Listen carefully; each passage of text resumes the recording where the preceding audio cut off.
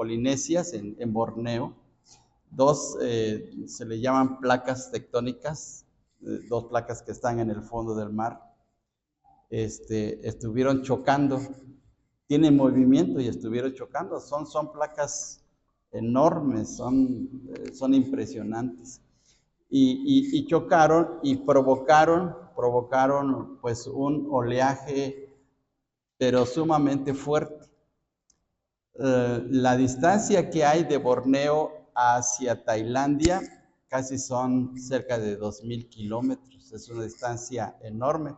Casi podríamos pensar como de la frontera de Guatemala hasta la frontera con Estados Unidos, imagínense. Entonces la distancia. Y resulta que se formó un oleaje tan poderoso y tan rápido que mucha gente que estaba en las playas de Tailandia ni siquiera se imaginaron lo que iba a ocurrir en ese día.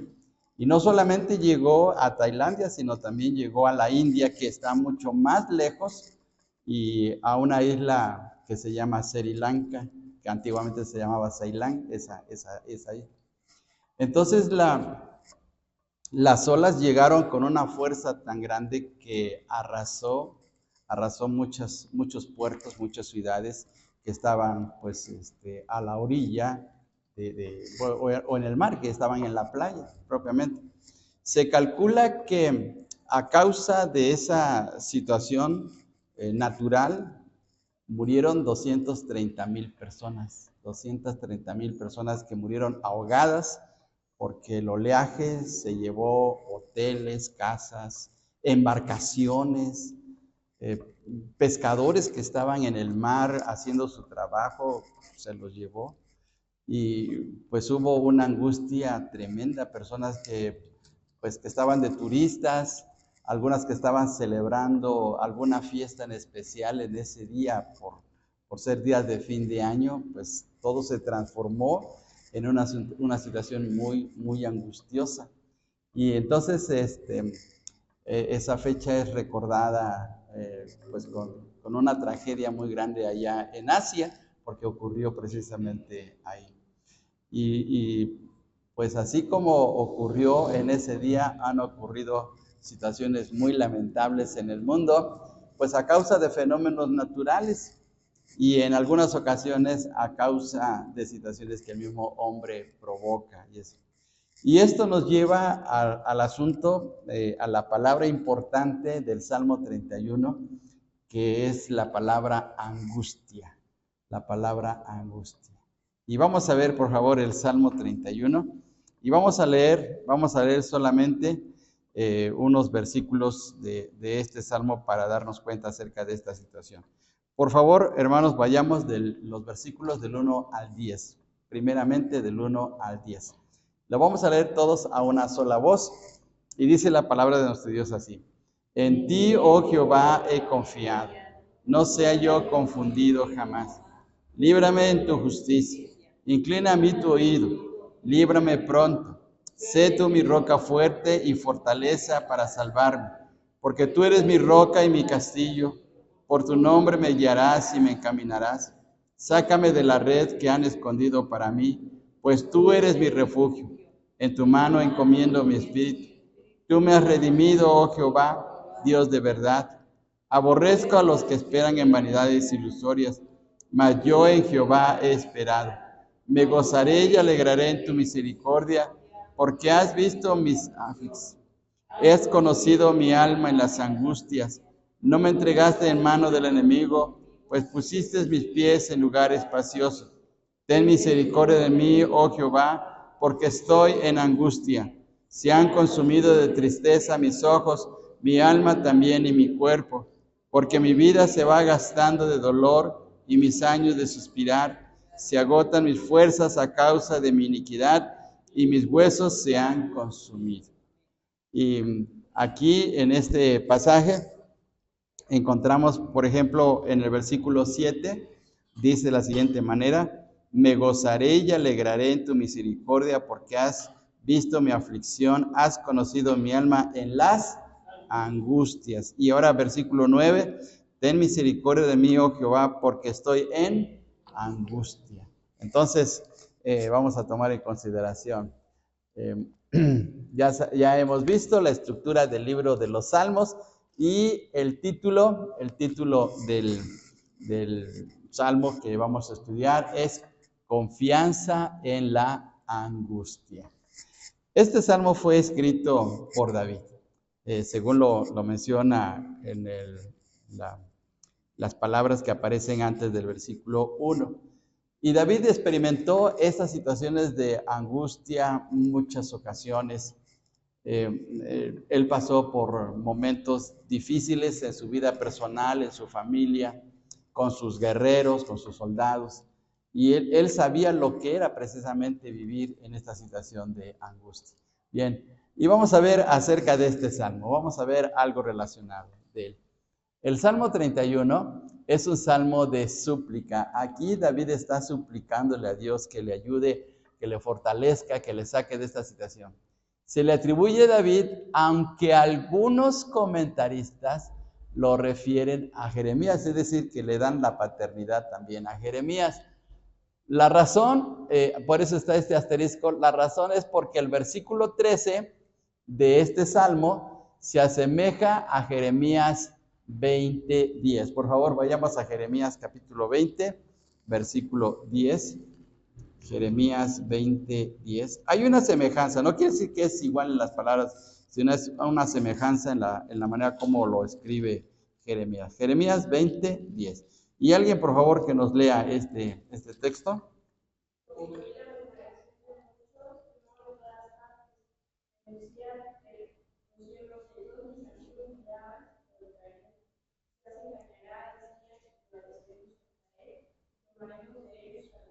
Muy bien. Ahora pasémonos al Salmo 31 y vamos al versículo 13.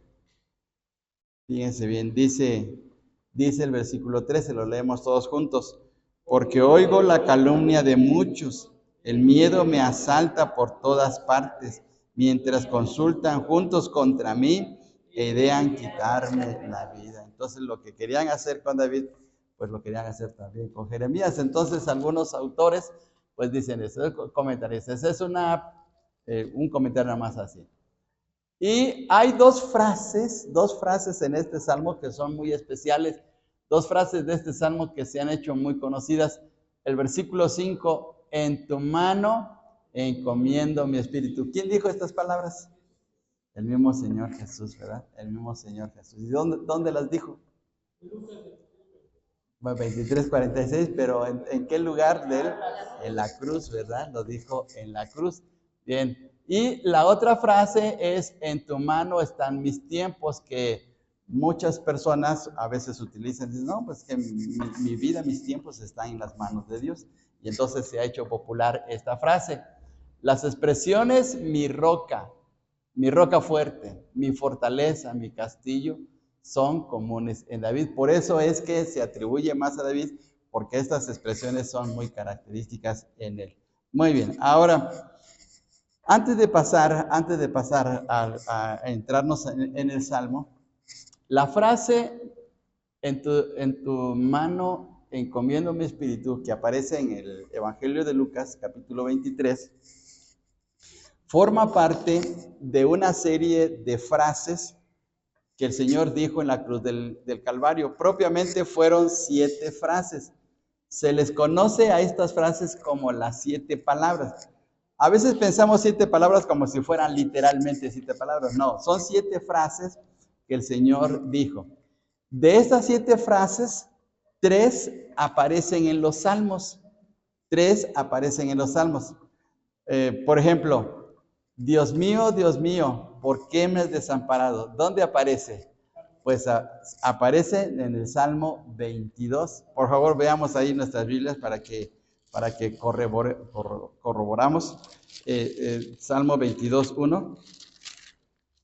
El Salmo 22:1 dice, Dios mío, ¿por qué me has desamparado? Entonces, esta frase la dijo el Señor, pero la tomó de este Salmo.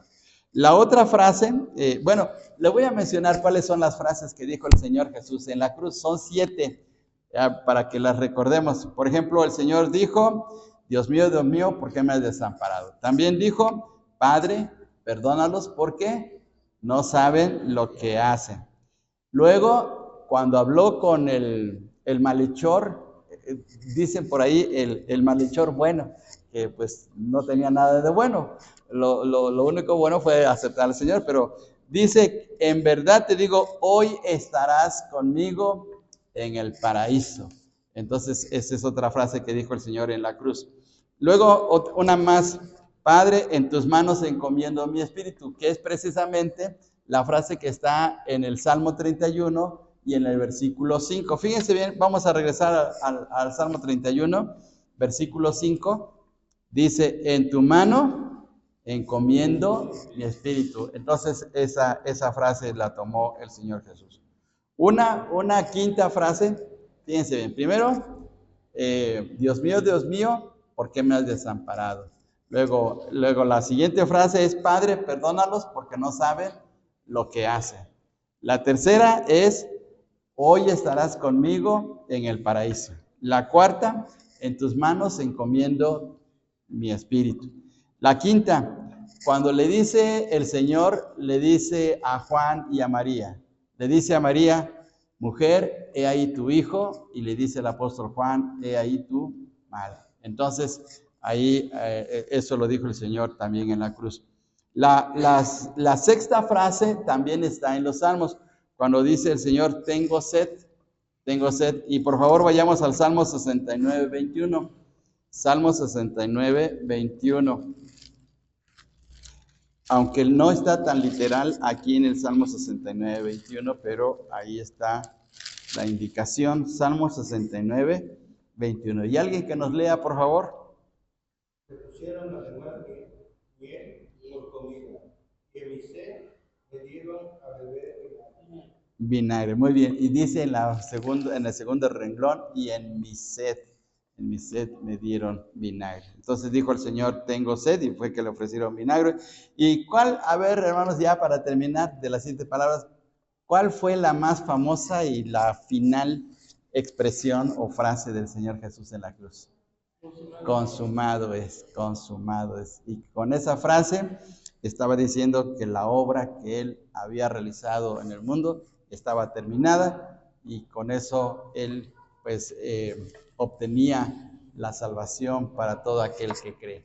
Entonces, esas son las famosas siete palabras. ¿Las puede recordar? A ver, vamos a tratar de hacer un recordatorio. Vamos a empezar primeramente con los del Salmo 22:1. Dios mío, ¿por qué me has desamparado? Esta es la primera. La segunda, Padre, perdónalos porque no saben lo que hacen. La tercera es, hoy estarás conmigo en el paraíso. La cuarta, en tus manos encomiendo mi espíritu. La quinta es la que dice a María, mujer, he ahí tu hijo, y a Juan, he ahí tu madre. Luego, tengo sed, la sexta, y la última, la más famosa, consumado es. ¿Sí? Entonces, veamos cómo en los Salmos aparecen expresiones que utilizó el Señor. Bueno, propiamente 3 frases que utilizó ahí en la cruz. A esto se le llaman, pues, las 7 famosas palabras. Hay algunas iglesias que en Semana Santa, en el servicio especial que hacen, en el culto, en el servicio especial de la Semana Santa, se eligen 7 hermanos, y cada hermano va mencionando algo relacionado con esta frase, alguna meditación basada en esta frase. Algunas iglesias lo hacen, no todas, ¿sí? Nosotros aquí no lo hacemos, pero algunas iglesias así lo hacen. Entonces es bonito recordar lo que el Señor expresó ahí en la cruz. Bien, entonces nada más para referencia de lo que estamos viendo aquí en el Salmo 31. Bien, ahora vamos acá adelante. Bien, ¿cómo está el bosquejo del Salmo 31? Hay 3 cosas que se aprenden en este Salmo. Primero, afrontando la angustia, afrontando. Es decir, pues confiando y pues haciéndole frente a esta situación difícil de la vida como es la angustia. Y luego confrontando, es decir, saliendo a enfrentarse a los angustiadores. Entonces hay angustiadores y David tenía muchos enemigos, mucha gente que le angustiaba. Y por último termina los versículos 21 y 24 exaltando al que le liberta, al que le libertó, mejor dicho, al libertador de la angustia, que es el Señor. Entonces hay tres cosas que se mencionan relacionadas con esto. Bien, entonces ahora vamos a ver. ¿Hay ocasiones en que hemos estado así, hermanos? Como esta fotografía. ¿Sí? Sí, ¿verdad? Hemos estado en una situación así desesperante. Hay ocasiones, hay días que nos llegan noticias que nos dejan sin alientos, que nos dejan como diciendo, ¿pero por qué pasó esto? ¿Y por qué ocurrió? Y no sabemos ni cómo responder ante una situación. Y entonces, pues nos entra desesperación, nos entra miedo, nos entra una sensación de vacío. Físicamente nos duele el estómago o nos ponemos muy nerviosos. En las manos nos empiezan a sudar porque dicen, ¿y ahora qué voy a hacer? ¿Qué va a pasar con esta situación? Y a veces estamos precisamente como esta persona. Entonces vamos a ver la primera situación. Vamos a leer los versículos del 1 al 10 otra vez para ver la situación de cómo estaba afrontando su angustia David. Versículos del 1 al 10, todos juntos otra vez. En ti, oh Jehová, he confiado. No sea yo confundido jamás. Líbrame en tu angustia. Inclina a mí tu oído. Líbrame pronto. Sé tú mi roca fuerte y fortaleza para salvarme. Porque tú eres mi roca y mi castillo. Por tu nombre me guiarás y me encaminarás. Sácame de la red que han escondido para mí, pues tú eres mi refugio. En tu mano encomiendo mi espíritu. Tú me has redimido, oh Jehová, Dios de verdad. Aborrezco a los que esperan en vanidades ilusorias, mas yo en Jehová he esperado. Me gozaré y alegraré en tu misericordia, porque has visto mi aflicción. Has conocido mi alma en las angustias. No me entregaste en manos del enemigo. Pusiste mis pies en lugar espacioso. Ten misericordia de mí, oh Jehová, porque estoy en angustia. Se han consumido de tristeza mis ojos, mi alma también y mi cuerpo, porque mi vida se va gastando de dolor y mis años de suspirar. Se agotan mis fuerzas a causa de mi iniquidad y mis huesos se han consumido. Veamos en la manera como David expresa esta situación que está pasando. No nos dice exactamente qué es lo que le sucede, de qué manera está afrontando esta angustia, si se ha enfermado, si los enemigos buscan cómo acabar con su vida. No da detalles acerca de este asunto, pero sí está pasando por una situación angustiosa. Dice el versículo 9, ten misericordia de mí, oh Jehová, porque estoy en angustia, y es tiempo presente. En este momento estoy en una situación muy, muy difícil, muy crítica, ¿sí? Y la angustia, hermanos, es una cosa así, pero fea. A veces nos llegan problemas, pero decimos, bueno, lo vamos a resolver, lo vamos a sacar adelante, vamos a buscar la manera de cómo solucionarlo, vamos a orar al Señor para que nos ayude, y como que no sentimos tanto peso en ese problema. Pero hay ocasiones en que nos llega una noticia que, pues como el tsunami, nos devasta, nos hunde, nos arruina el momento, la situación. Hasta la boca la sentimos amarga, perdón por la expresión, pero ni podemos tragar saliva porque tenemos seca la boca del impacto de esa noticia. Decimos, ¿y ahora qué voy a hacer con esta situación? ¿Sí? Entonces, es horrible estar en la angustia. ¿Sí? Y vamos a ver aquí, ¿qué es la angustia? La angustia es el estado emocional de inquietud y nerviosismo muy intenso causado por una amenaza, una tragedia o un peligro. La angustia está relacionada con la desesperación y la incertidumbre. Entonces, imagínense esta situación así tan crítica que a veces nos llega. Cuando recibimos la noticia de que un familiar pues ha chocado o se ha accidentado o está enfermo, pero de una enfermedad muy grave, o que le pasó algo en su trabajo, etcétera. Imagínense qué cosa tan tremenda. Les voy a decir una experiencia que nos contó un hermano aquí. Él trabajaba para una fábrica de telas y en las telas, en el teñido, utilizan, hagan de cuenta como unas ollas enormes de agua hirviendo, pero con tintas para poder teñir las telas, para que quede bien teñida la tela. Y hay personas que están al tanto de estar manejando esas ollas. Pues el hermano me estaba comentando que una persona cayó dentro de esas ollas, imagínate, o sea, se coció el pobre hombre, se coció, o sea, qué desesperación, qué angustia ver a una persona en un accidente así, o sea, perdón la expresión, suena macabro, pero es así, hay accidentes que son horribles. Personas que sufren mucho por situaciones así, entonces es algo tan angustioso. Imagínense, por ejemplo, en el caso del Señor Jesús que fue crucificado. O sea, qué dolor, qué cosa tan horrible. Y David experimentaba esa angustia, ¿sí? Entonces, la angustia es el estado emocional de inquietud y nerviosismo muy intenso, causado por una amenaza, una tragedia o un peligro.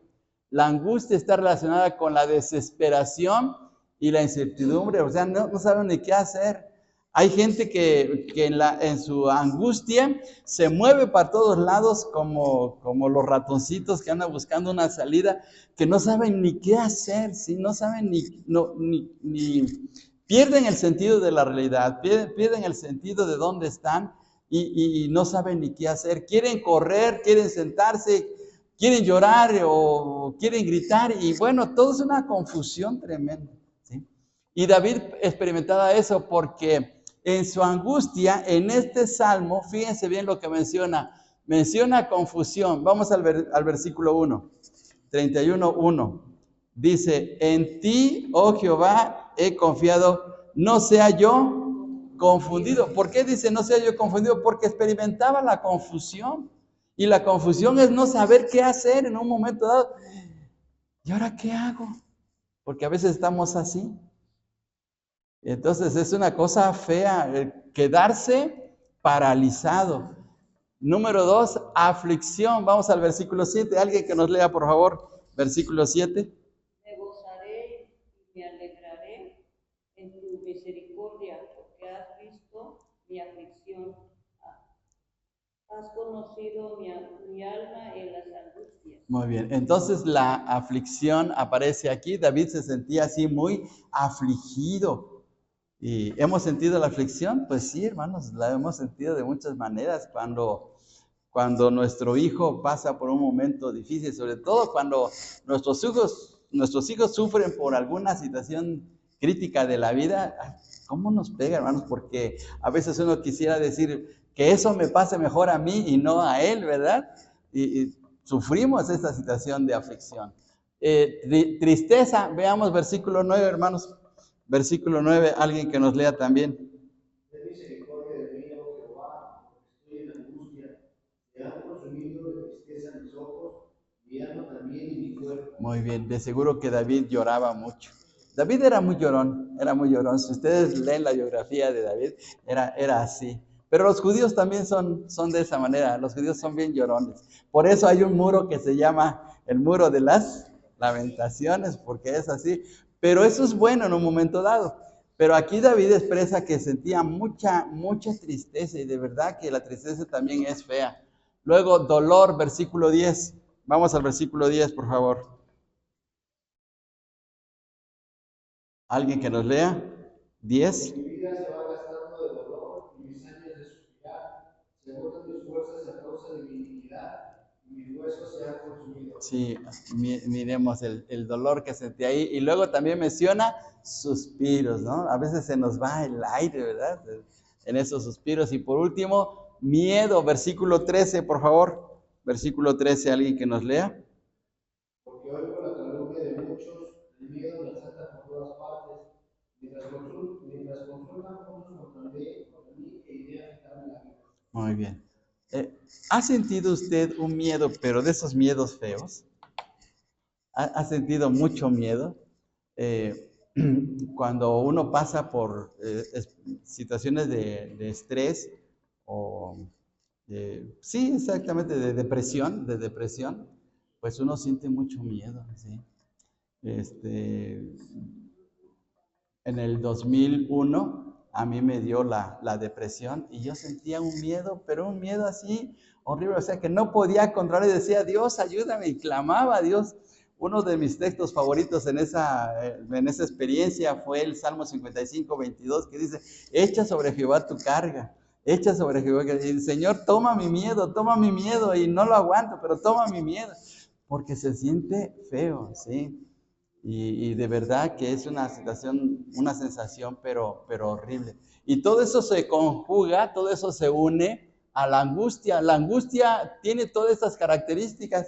Entonces se mezcla con todo ese tipo de situaciones y David estaba experimentando esta situación tan difícil.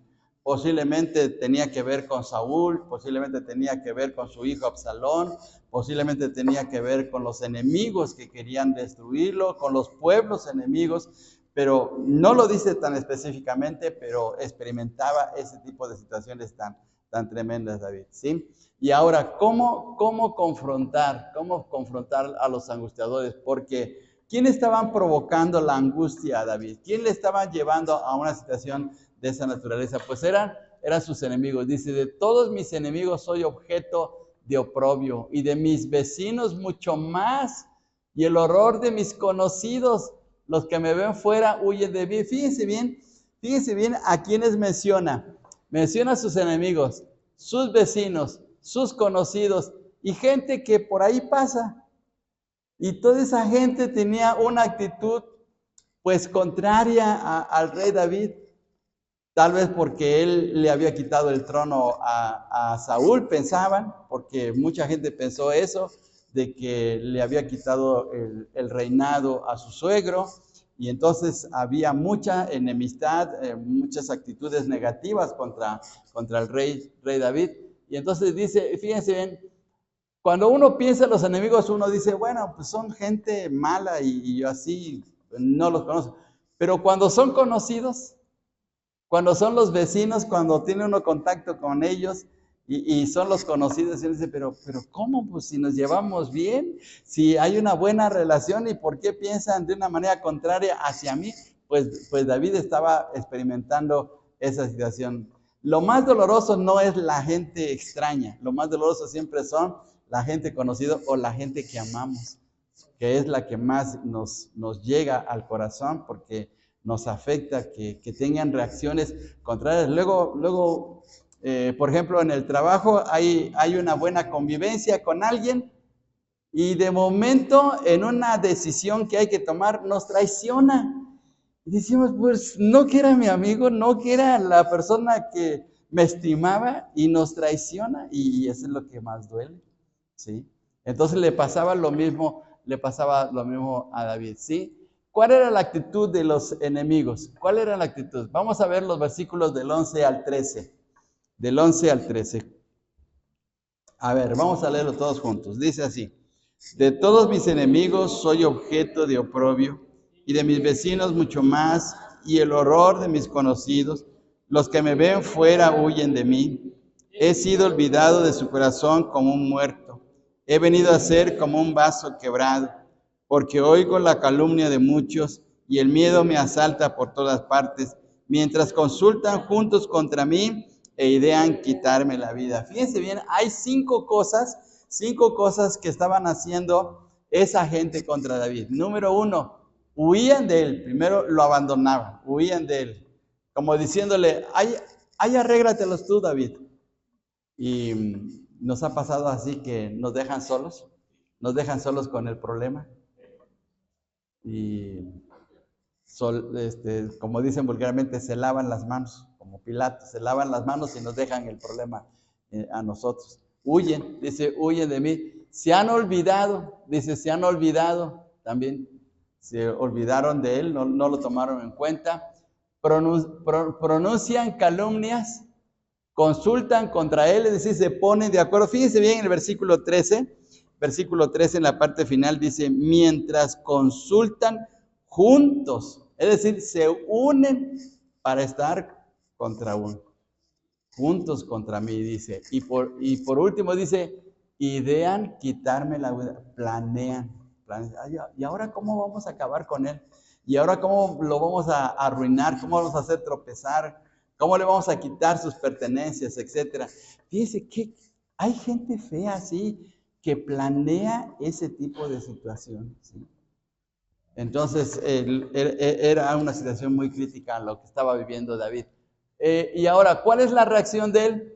¿Cuál es la reacción de David? Pues él se sentía como el objeto de oprobio. Él era el blanco de todos los ataques de toda esa gente negativa que quería destruir. Se sentía así, indefenso. Y a pesar de que era muy valiente y era muy diestro con la espada y que podía salir a la guerra, pero se sentía el blanco de todo ese tipo de gente.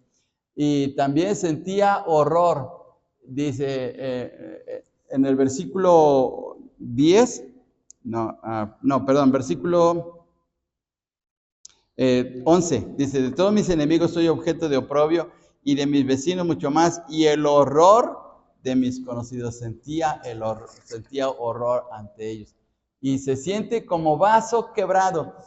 Fíjense bien, en esta frase que menciona en el versículo 12, ¿qué se la figura? ¿Por qué dice David, me siento como vaso quebrado? A ver, traten de imaginarse eso. Inservible. ¿Para qué sirve un vaso quebrado? Cuando se le rompe un vaso ahí que lo está lavando de vidrio, dice, no, pues ya, pues a la basura, inservible.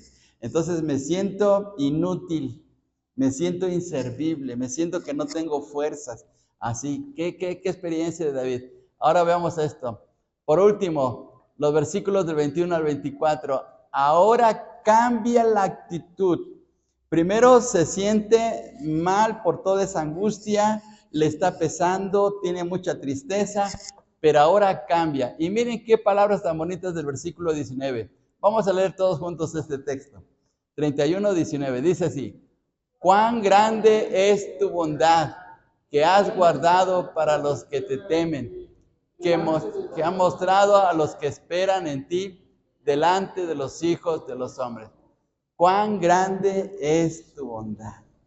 Aquí cambia totalmente David su manera de sentir. Toda su angustia se convierte en gozo, en alegría de saber que Dios ha actuado a su favor. Fijémonos aquí, la intervención de Dios. ¿Qué ha hecho Dios por David?